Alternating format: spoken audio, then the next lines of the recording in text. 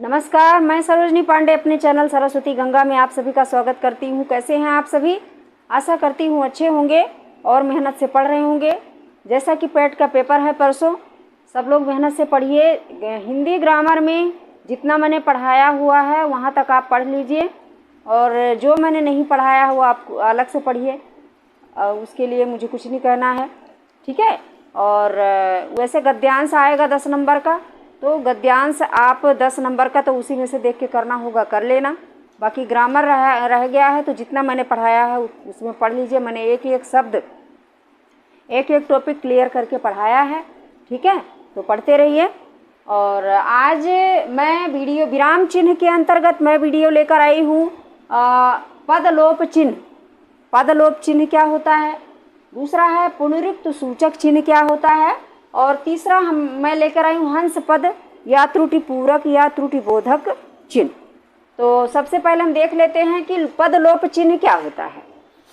ये आप लोगों की सुविधा के लिए, पढ़ने के लिए मैंने परिभाषा वगैरह उदाहरण सब मैंने लिख रखा है, ताकि लिखने में टाइम वेस्ट ना हो, सिर्फ पढ़ाना समझाना रहे।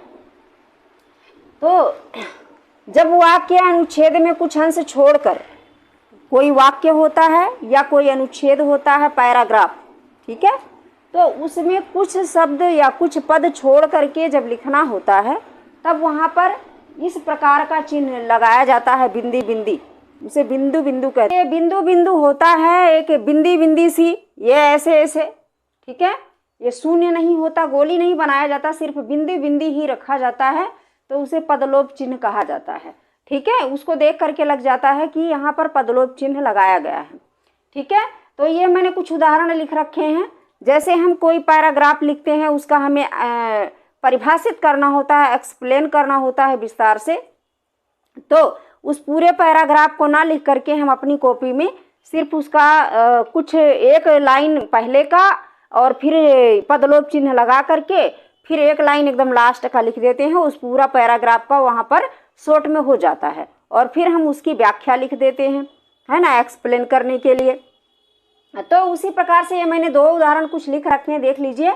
जैसे मान लिया लिखा है, रणवीर चौकड़ी भर भर कर चेतक बन गया निराला था, राणा प्रताप के कोड़े से पड़ गया हवा का पाला था, ठीक है।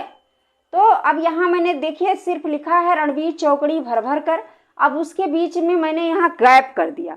गैप कैसे किया? पदलोप चिन्ह लगा दिया। पदलोप चिन्ह का मतलब होता है कि इसमें और भी है जो लिखा नहीं गया है, तो मैंने पहली लाइन लिख दी है और लास्ट की लाइन लिख दी है। अब इसका मतलब हुआ कि ये इस प्रकार से, मतलब वो पूरा पैराग्राफ ही यहाँ पर आ गया जितना हमें कहना था, ठीक है। अब इस प्रकार से लिख करके फिर हम इसका व्याख्या हेडिंग डाल करके लिखते हैं, उसकी व्याख्या करते हैं, एक्सप्लेन करते हैं, ठीक है ना, व्याख्यायित करते हैं उसको विस्तार से, हिंदी में बताते हैं, अनुवाद करते हैं, ठीक है। तो इस प्रकार से इसको क्या कहेंगे? पदलोप चिन्ह कहेंगे, ठीक है। दूसरा, बुंदेले हरबोलों के मुंह हमने सुनी कहानी थी। अब यहाँ आना चाहिए था खूब लड़ी मर्दानी वह तो झांसी वाली रानी थी। तो मैंने क्या किया, यहाँ खूब लड़ी मर्दानी नहीं लिखा, बल्कि यहाँ पर पदलोप चिन्ह लगा दिया कि यहाँ पर और कुछ भी आना चाहिए था। यानी क्या आना चाहिए था? खूब लड़ी मर्दानी वह तो झांसी वाली रानी थी, ये आना चाहिए था। खूब लड़ी मर्दानी वह मैंने नहीं लिखा, यहाँ पर ये लिख दिया, और फिर लास्ट वाली लाइन लिख दी, वह तो झांसी वाली रानी थी। अब इसका मतलब क्या हुआ कि इसके अंदर वो भी है, ठीक है, वो भी समाहित है। तो इस प्रकार से जब हम कहीं, हमें किसी चीज़ की, किसी पैराग्राफ की व्याख्या करनी होती है या किसी कविता की व्याख्या करनी होती है, तो हम ऊपर की एक लाइन और लास्ट की एक लाइन लिख देते हैं, और उसके बीच में ऐसे ही हम बिंदी बिंदी यानी कि पदलोप चिन्ह लगा देते हैं। तो इसका मतलब होता है कि इसके बीच में बहुत सारी चीज़ें जो इन दोनों लाइनों के बीच में आता है वो भी इसमें समाहित है, ठीक है। तो इसे पदलोप चिन्ह कहा जाता है। आप लोग परिचित हैं इससे, जान लीजिए, इसी को पदलोप चिन्ह कहते हैं। दूसरा है हमारा पुनरुक्ति सूचक चिन्ह। पुनरुक्ति सूचक चिन्ह क्या होता है? पुनरुक्ति का मतलब होता है बार बार आना। पुनरुक्ति का मतलब होता है पुनः पुनः आना, ठीक है ना। पुनरुक्ति का मतलब होता है पुनर प्लस उक्ति। ये मैं यहाँ लिख करके बता देती हूँ, समझ लीजिए। यहाँ पे पुनर पुनः, ठीक है, प्लस उक्ति, यानी कि बार बार कहना, 2 बार 3 बार आ जाना। कितनी बार? 2 बार 3 बार 4 बार, यानी 2 से अधिक बार आ जाना, तो उसे कई कई बार कहना होता है, उसे कहते हैं पुनः उक्ति। अब जब हम इसका संधि विच्छेद करते हैं तो जो विसर्ग है उसका रय हो जाता है, ठीक है, और ऊ को हम मिला देते हैं, विसर्ग का क्या हो जाता है? रय हो जाता है। ये जब हम संधि विच्छेद पढ़ेंगे, संधि पढ़ेंगे, तब वहाँ पर मैं बताऊंगी, अभी थोड़ा सा बता देती हूँ ताकि आपका कन्फ्यूजन दूर हो जाए। विसर्ग का रय हो जाता है किसकी वजह से? स्वर की वजह से। यहाँ कौन सा स्वर है? ऊ स्वर है। तो ऊ का जो मात्रा होता है वो इस प्रकार से होता है, तो उसको इसी रय पे लगा दिया जाता है। इस प्रकार से जब हम इसको मिलाते हैं तब ये लिखा जाता है, देखिए, रू ती, ठीक है, यानी कि विसर्ग का रय हो गया और जो ऊ था उसको हमने इसमें मात्रा लगा दी। रय में हमेशा इसी प्रकार से मात्रा लगता है, यदि छोटा का है तो ऐसे, और यदि बड़ा का है तो कुछ गोल करके इस प्रकार से करते हैं, इस प्रकार से, ठीक है, गोल करके। तो गोल करके जब करते हैं तो उसका मतलब होता है बड़ा ऊ का मात्रा, लेकिन जब छोटा ऊ का मात्रा लगाते हैं तो सिर्फ ऐसे लटका देते हैं, ठीक है ना। तो यहाँ पर कौन सा मात्रा है? छोटा ऊ का है, तो विसर्ग का रय बन गया और छोटा ऊ का मात्रा लग गया, तो इस प्रकार से ये पुनरुक्ति सूचक चिन्ह पुनरुक्ति बन गया। पुनरुक्ति का मतलब होता है पुनः उक्ति करना, यानी 2 बार 3 बार बोलना, एक ही शब्द को, एक ही वाक्य को कई कई बार बोलना, तो उसे पुनरुक्ति कहते हैं, ठीक है।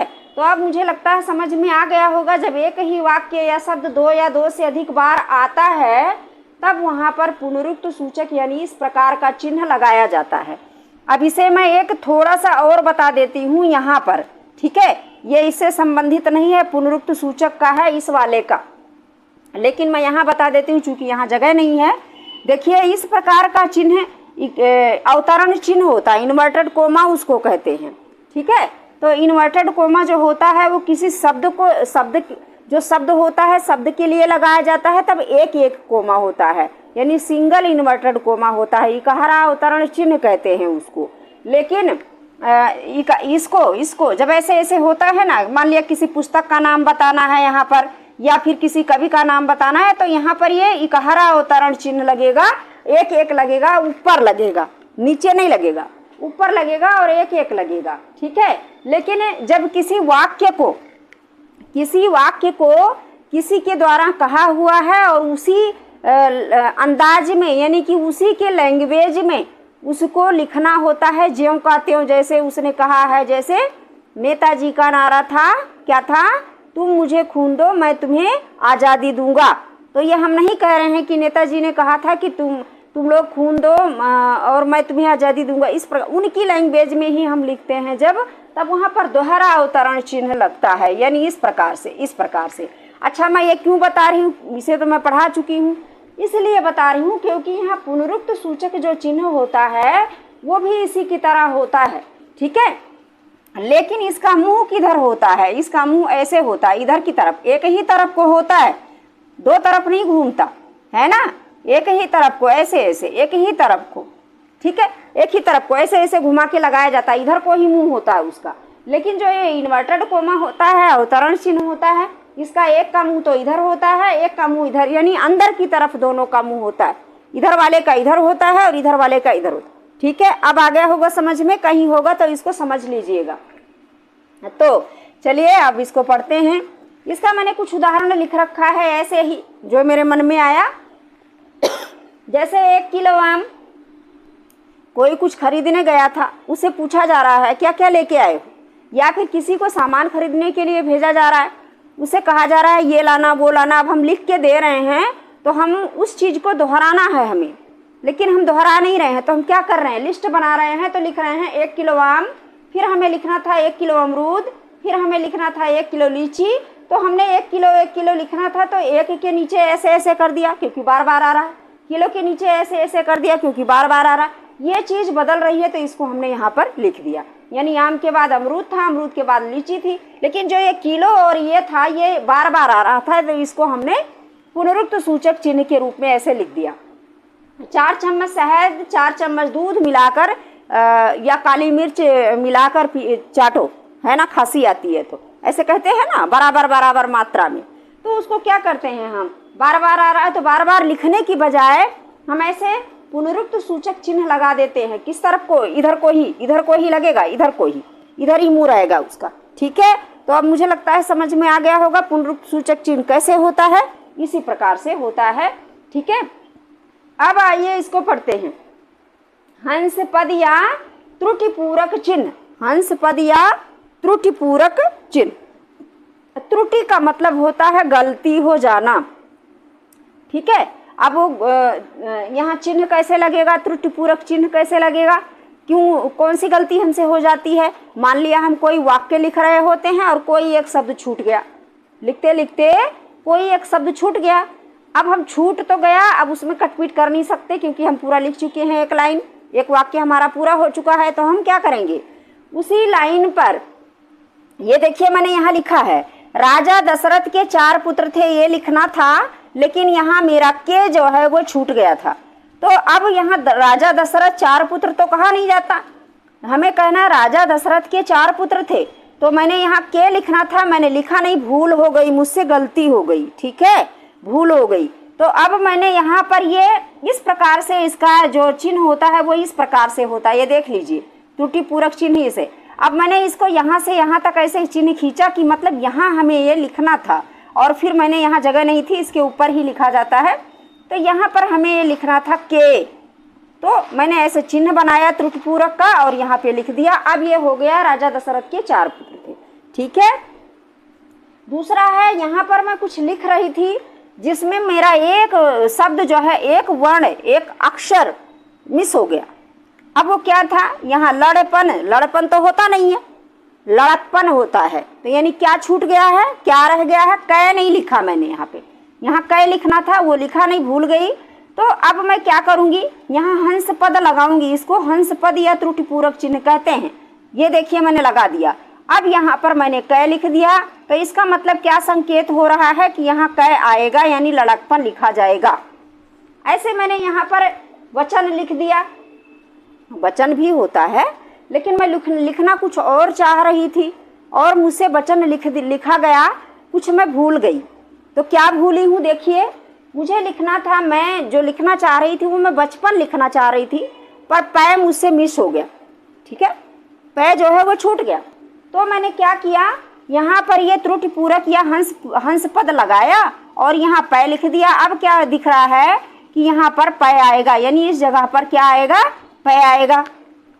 अब मुझे लगता है कि अब आपको समझ में आ गया होगा कि त्रुटिपूरक या हंस पद किसे कहते हैं, इसी को कहते हैं, इसी को।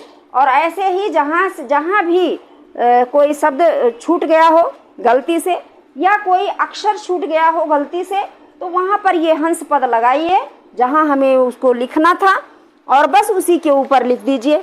बस आपका वाक्य कंप्लीट हो जाएगा, आपका शब्द कंप्लीट हो जाएगा। ठीक है, और वो सही माना जाएगा, गलत नहीं होगा। तो ये था पदलोप चिन्ह हमने पढ़ा। पदलोप का मतलब इस प्रकार से कि जहाँ कोई वाक्य पैराग्राफ समझाना है तो हम उस पैराग्राफ को पूरा ना लिख करके उसका पहले, उसके पहले की एक लाइन और लास्ट की एक लाइन लिख देते हैं और फिर उसके बीच में हम ये लगा देते हैं, बिंदी बिंदी लगा देते हैं, इसको कहते हैं पदलोप चिन्ह। ठीक है, तो ये था। दूसरा, पुनरुक्त सूचक चिन्ह, यानी किसी चीज़ को हम लिख रहे हैं और उसका हमें रिपीट हो रहा है, बार बार रिपीट हो रहा है, एक ही शब्द, एक ही वाक्य हम बार बार रिपीट कर रहे हैं। तो जब रिपीट हो रहा है तो हम उसको वहाँ ऐसे इस प्रकार से चिन्ह बना देते हैं, इधर का मुंह करके। सारा किस तरफ को जाएगा, वो बाएं तरफ, बाएं तरफ। ये बायां होता है, ये दायां होता है। ठीक है, तो जब हम लिखेंगे अपनी कॉपी में तो बाएं तरफ उसका मुंह ऐसे ऐसे घुमाएंगे। ठीक है, दो बार एक साथ 2 लगता है, 1 नहीं लगता, 2 लगता है। ठीक है, तो ये होता है पुनरुक्त सूचक चिन्ह। इसे पुनरुक्त सूचक है। 1 किलो आम, 1 किलो अमरूद, 1 किलो लीची, ऐसे करना था। तो अब 1 किलो 2 कई बार आ रहा था, तो मैंने इसे इस चिन्ह का प्रयोग सहारा लिया और लिखने में भी छुट्टी मिल गई, लिखने से भी छुट्टी मिल गई, है ना। तो ये था पुनरुक्त सूचक चिन्ह। उसके बाद हंस पद मैंने समझा दिया, जहाँ कोई अक्षर छूट जाए, जहाँ कोई शब्द छूट जाए या जहाँ कोई वाक्य छूट जाए, वहाँ पर ऐसे चिन्ह लगाइए उसी जगह पर और फिर उसके ऊपर यहाँ पर लिख देते हैं हम, लिख दिया जाता है तो वो वाक्य या वो शब्द पूरा हो जाता है। इसे कहते हैं हंस पद या त्रुटि पूरक चिन्ह।